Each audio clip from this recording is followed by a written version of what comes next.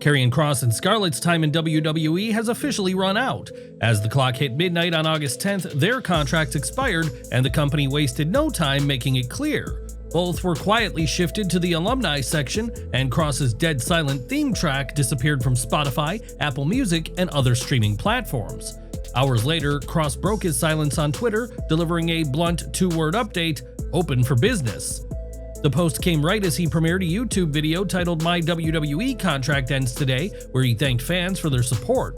The reaction was instant. #WeWantKross surged to number 3 on Twitter's sports trending list with over 16,000 posts, while Facebook and Instagram were flooded with comments. Some were convinced he was truly gone, while others suspected it might be a storyline twist.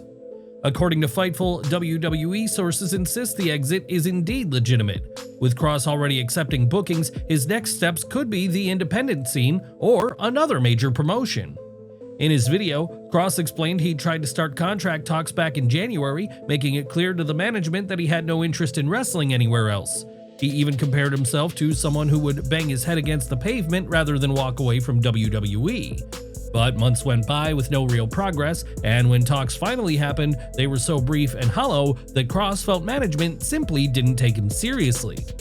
This disappointing experience left Kross questioning WWE's commitment to him, but it didn't shake his standing in the locker room. In the same video, Kross noted that more successful and experienced superstars have sought his feedback on their promos, which he sees as proof that he knows what he's doing. Kross noted that the organic support he built over the past year was largely ignored, and at times even treated as a negative.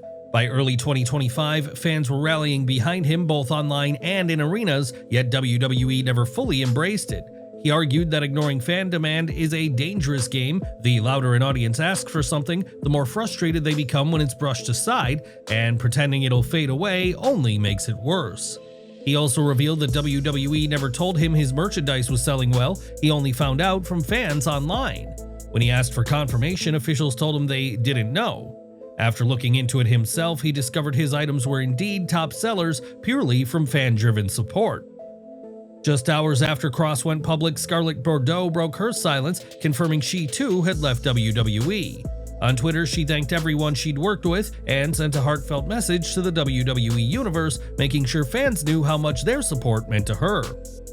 Scarlett also made it clear she's ready to work anywhere in the world and didn't waste time proving it. Less than an hour later, she announced her first public appearance, teaming with Shotzi at the Midsummer Scream Convention in Long Beach, California from August 15th through 17th, 2025. The event, billed as the world's largest Halloween and horror convention, will see the duo play paranormal investigators in the Chamber of Horrors attraction, a perfect fit for their dark alternative personas. In 2022, several media outlets claimed that WWE brought the couple back mainly to prevent them from jumping to AEW. At the time, AEW and WWE were locked in serious competition, and reports suggested that Triple H was never fully sold on Kross as a main roster talent. Now, with the duo gone from WWE, their farewell has been one of the hottest topics in wrestling, but the conversation online took a sharp and unexpected turn, landing AEW's Don Callis in the crosshairs. Scarlett's goodbye message was all class, thanking WWE for the best locker room I've ever been a part of, and promising to bring something unforgettable to any stage, anywhere in the world. But instead of all eyes staying on her next move, the discussion quickly drifted back to a revived 2019 rumor about an alleged sexual harassment investigation involving Impact Wrestling's management. No official names were confirmed and no findings were ever made public, yet social media chatter wasted no time linking the story to both Scarlett and Callis. Old PW Insider and Fightful reports claimed that a top management official in Impact had been accused of sexually harassing a former talent and allegedly using contract extension clauses to force NDAs. One accuser was reportedly allowed to leave Impact immediately without triggering an extension, while another talent allegedly faced delays. The story eventually faded, but fan gossip kept it alive. Coincidentally, at this point, both Karrion Kross and Scarlett made their way to WWE, and in 2022, Scarlett addressed the matter indirectly during a virtual signing, making her stance on Impact crystal clear. "We're never going back to Impact, never." Now, with Callis still a major figure in AEW, some fans are wondering if this past drama might influence her career choices. The timing is even more interesting considering TNA, now under Carlos Silva, has a working relationship with WWE through a talent crossover deal. There's still no verified evidence linking Scarlett to the 2019 case, but the speculation is already shaping her post-WWE narrative. So now the question isn't just where Kross and Scarlett will go next, it's whether old industry politics and past controversies will play a role in their futures. Do you think Scarlett will steer clear of AEW because of this controversy, or could she still make the jump despite the noise? Enjoying the video? A quick like goes a long way in helping us grow and deliver more wrestling news you care about. WWE fans saw the return of R-Truth on SmackDown this past week as he shared a moment with John Cena that saw them both at their comedic best, as Cena convinced Truth he was responsible for his heel turn. While the segment itself was funny, the general feeling among fans is one of a wasted opportunity when it comes to R-Truth after he disappeared from TV as Ron Killings cut off his hair and teased a more serious direction. Fans were disappointed to see him quickly fall back into the same comedic gimmick that he's done for years. Many fans feel that the entire Ron Killings arc ultimately meant nothing. Triple H and the WWE creative team seemingly just brushed aside 6 months of storytelling in one moment, like using a Men in Black memory wipe. Many fans believe that the booking of this segment was lazy and made no sense, as Truth had built up some real momentum with his earlier promos, only for WWE to immediately revert to him being a comedy act. It falls in line with a widespread complaint that WWE tends to make abrupt, inconsistent character changes that disrupt the investment fans have made in a specific gimmick. Some fans are holding out hope that their interaction might build to something more meaningful before the end of Cena's retirement tour. However, the overwhelming feeling is that WWE has wasted an opportunity to do something fresh with R-Truth. Was WWE wrong to abandon the Ron Killings push so quickly, or was bringing back R-Truth's comedic side the right call? Sound off in the comments. The August 8th edition of SmackDown saw the debut of a new referee during Charlotte Flair's match against Chelsea Green, and their identity has now been revealed. Nick Aldis confirmed that a new referee would be officiating their match, and that person was none other than Gary Wilson, who has been working in NXT since 2022. Wilson made his official main roster debut as part of the Blue brand last week, and it now remains to be seen if that'll be a permanent move or not. We now have major news on a WWE superstar turning babyface, which features significant spoilers. Therefore, anyone who does not wish to know should skip ahead. There has been some tension between The Miz and Carmelo Hayes lately, and it's now been heavily speculated that Melo Don't Miz will be being brought to an end soon. Corey Hayes of Bodyslam.net provided an update on Hayes, revealing that WWE wants him to be a babyface moving forward. He wrote, "WWE does want Melo as a babyface, so let's see how they execute that." When he was asked why WWE is looking to do that, he said, "Because he's very over and it works." Melo has worked as a babyface before, with that run lasting from April 4th, 2023 to February 3rd, 2024, but he may return to his babyface ways after an 18-month period on SmackDown. The speculation arose after Hayes' backstage segment on SmackDown a few nights ago, where he made it clear he was going to demand a United States title shot. Hayes was calm and composed in that segment, rather than being his usual arrogant self, and that change in demeanor might hint that Melo is about to turn into a babyface. He also pushed the idea of handling things on his own during the segment with The Miz, which is another sign that he's ready to start working alone rather than with the A-lister. The character work has begun for Melo, although the two men are set to team up for a shot at the WWE Tag Team titles soon. But that match could work as the moment where they split up for good when all the attention is on them. Elsewhere, Ashante the Adonis has confirmed that he is no longer working for WWE, bringing an end to that chapter of his career with a memorable final statement. The former Hit Row star spent 6 years with the company, and Adonis, whose real name is Tahuti Miles, took to social media to reflect on his WWE career and what the future looks like for him. After 6 unforgettable years under the WWE lights, the time has come for me to close that chapter. I'm filled with nothing but gratitude for every opportunity, the experiences, lessons, and incredible talent I've had the chance to work with. Adonis went on to make it clear that he's excited to prove himself moving forward as he looks to level up in the world of professional wrestling. I'm truly excited to show the world what I can really do. Sometimes you gotta get off multiplayer and progress your story mode. I believe I'm the face of the future and reason your girl stopped texting you back.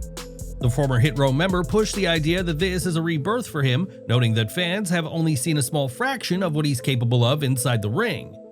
This is a brand new beginning. I'm becoming the best version of myself. You have only seen a glimpse of my true potential, and I'm just scratching the surface. I know that to some this can be a dark time, but stars can't shine without darkness.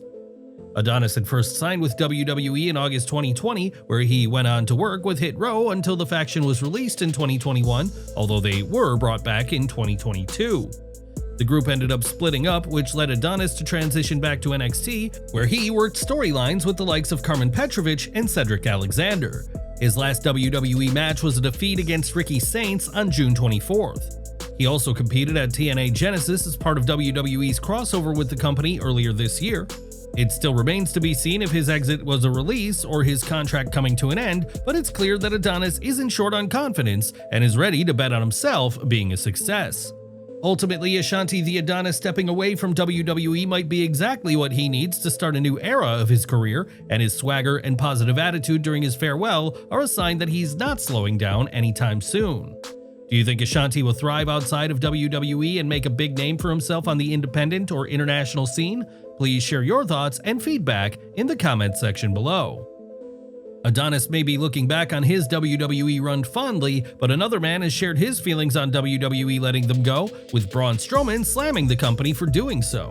It was pointed out by a fan that WWE has been using numerous clips of Strowman lately, promoting his image and likeness extensively on television. He didn't hold back with his response either. Strowman replied by saying, "'Cause someone made a stupid business decision," which aligns with previous reports that he was released due to financial issues. WWE fans haven't seen Ilja Dragunov for almost a year, but it appears that his return is right around the corner as he's now being talked about within the company. The former NXT champion moved to the main roster during the 2024 WWE draft, and he was quickly pushed into some major matches, including a run in the 2024 King of the Ring tournament. Unfortunately, his momentum was brought to a halt in September of last year during a match with Gunther when he tore his ACL, putting him out of action for a lengthy period. Ever since that point, there has been speculation about when he'd be making his return, and now Corey Hayes of Body Slam has teased that it could be coming, as he shared a gif of Dragunov with the caption, "The time draws near." He went on to add that Ilja's name has been mentioned internally, therefore it's a sign that WWE is beginning to think of some creative ideas for his eventual comeback. How soon? We'll see. Not expecting it in the next few weeks. I wouldn't say soon, but his name was brought up this week. In March 2025, there had been reports that Dragunov's injury was taking longer than expected to recover from, but he was initially targeting a return for September, which meant fans had to wait an extra 5 months from that point to see the Mad Dragon.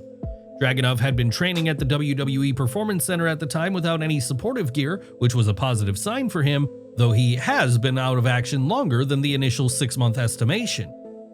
While it has been a frustrating period for Dragunov and his fans due to the injury being more severe than initially thought, the Mad Dragon will soon be back doing what he does best in the ring. Fans may wonder what WWE has planned for Dragunov upon his return. According to Boozer Wrestling, the Mad Dragon himself has pitched to have a rivalry with AJ Styles. Styles has been feuding with Dominic Mysterio as of late, but he could end up facing the former NXT champion if he's able to get his way. Would you be interested in seeing AJ Styles compete against Ilja Dragunov when he returns? Let us know in the comments. Elsewhere, Joe Hendry made a surprise appearance at a WWE NXT live event in Venice, Florida recently, with the former TNA World Champion gaining a huge ovation from the live crowd. Hendry appeared after Brooks Jensen said his name, and after a short beatdown, Hendry revealed that he'll be on NXT moving forward and will face Charlie Dempsey on the August 12th episode of NXT. The timing of this news is interesting, given that he told Chris Van Vliet following WrestleMania 41 that his TNA contract was set to expire in 2025. With a greater NXT role now confirmed, fans should expect to see more of the Scotsman on WWE television moving forward. Do you think Joe Hendry should leave TNA for a full-time WWE run? Please share your thoughts and feedback in the comment section below. The NXT roster may be about to gain Hendry, but it has also been hit with another major injury this past week, as Adriana Rizzo has suffered another major setback as she revealed on August 10th that she's torn her ACL and meniscus. Rizzo opened up about the health struggles she's dealt with over the past couple of years in an Instagram post, admitting that this is now just the latest hurdle for her to overcome in this moment. Here we go again, torn ACL and meniscus, a setback, not the end. As some of you know, I've had a string of bad luck with injuries. I tore my Achilles in 2023, partially tore my ACL 4 months later, and have been working on it ever since. After a year and a half, it finally gave out on me. I'm ready to attack this and come back 100% healthy for the first time in my WWE career. This is an injury that can vary significantly in terms of how long professional athletes are out of action, but it typically ranges from 8 to 12 months, depending on the severity of the damage, the type of surgery, and the rehabilitation process. Returning to such a physically demanding sport requires extensive physical therapy, as wrestlers need to regain their strength, stability, and confidence before they can step back into the ring for competitive matches. Fans will now be keeping a close eye on Rizzo during her time away from the ring to see how she tackles rehabilitation and whether this comeback will finally be the one that sticks for her. Drew McIntyre also gave his opinions on John Cena's heel run lately when speaking to the Daily Mirror, claiming that his short-lived spell as a bad guy was terrible. "I've been invoking Cena's name for literally years, pointing out that we've never had a singles match, pointing out that there are certain feelings I have based on spending years and years on the road with him that basically nobody else besides maybe like a Sheamus or Miz or R-Truth has," McIntyre said. "I said I want Cena for years, and in the past 6 months I've kind of changed my tune when they started doing like the, let's call it, bad guy Cena. I think he basically admitted to himself last week that it wasn't very great, it wasn't ideal, in fact it was terrible. And then he went back to Super Cena." McIntyre has had a long-standing desire to have this match, and given that he's WWE's self-proclaimed moral conscience, a rivalry between them might be a great way to send Cena off at the end of his retirement run. But now seeing Cena go back to his roots, proving he's a hypocrite because we can in fact see him, which we'll discuss if I ever get the chance on the mic or get the match with him, we'll talk about that kind of stuff, you know, compromising his values, McIntyre continued. "I don't want to give too many details because I really have a lot up here," pointing to his head, "and I want to unload on the world if I get the opportunity." While it remains unclear what WWE has planned for Cena's final few months, WWE fans are hoping McIntyre ends up being involved in it, as he's clearly ready to let loose and cause chaos to end the retirement run in style. McIntyre's desire to fight Cena isn't the only issue he's been outspoken about recently, as he hasn't held back when it comes to his opinions on the younger wrestlers who he believes don't ask older talent for advice. Instead, McIntyre thinks that the younger generation prefers validation from social media rather than taking advice and tips from the veterans in the locker room. McIntyre spoke to the West Sport about the issue, insisting many new WWE superstars don't listen to advice and rely too much on what people say on social media. He explained that every wrestler needs something special to make them stand out, using Rey Mysterio as an example of someone who overcame his small stature to become a success. McIntyre revealed he often gives tips for free during his interviews, but younger wrestlers think they're doing great even if they're not on television much due to what's being said on social media. Drew insisted there are veterans ready and willing to help, but many don't want to hear it, which comes after he claimed that 85% of the roster don't look like they should even be in WWE. It's clear that he wants more from the roster, and he's hoping that the younger talent takes advice from the veterans rather than the internet wrestling community, but it remains to be seen if that'll happen.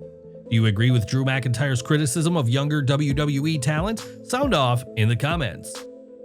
An ex-WWE superstar who was recently let go is set to step back into the limelight, as Katana Chance is going to be making her return to American Ninja Warrior very soon. She took to Twitter to reveal she's going to be returning to the show on August 11th with a teaser clip of the new season showcasing the former WWE superstar competing. Are you excited to see Katana return to American Ninja Warrior, or do you want to see her stick with professional wrestling? Let us know in the comments. AEW fans haven't seen Wardlow in action since the March 13th, 2024 Big Business edition of AEW Dynamite, but it appears that's all about to change. We're ending with AEW, as after spending months on the shelf, the powerhouse has now been cleared to return to action, and AEW is already discussing how to make that happen. His Undisputed Kingdom stablemate Matt Taven revealed during an appearance on the Stick to Wrestling podcast back in September of last year that Wardlow was dealing with a knee injury. Fightful has now revealed that he's not only healed, but Wardlow has also finished filming the 2 seasons of American Gladiators that he was working on during his time away. Sources have revealed that AEW officials have already begun discussing plans for his comeback, but there are no official details available yet. Wardlow has been seen backstage at AEW events lately, including All In Texas, while he was also spotted at Dynamite last week in Cleveland, Ohio. But that is his hometown, so that wasn't a huge shock. Wardlow returning promises to shake things up in a major way, with the only question now being how and when AEW decides that Mr. Mayhem should be thrown back into the mix.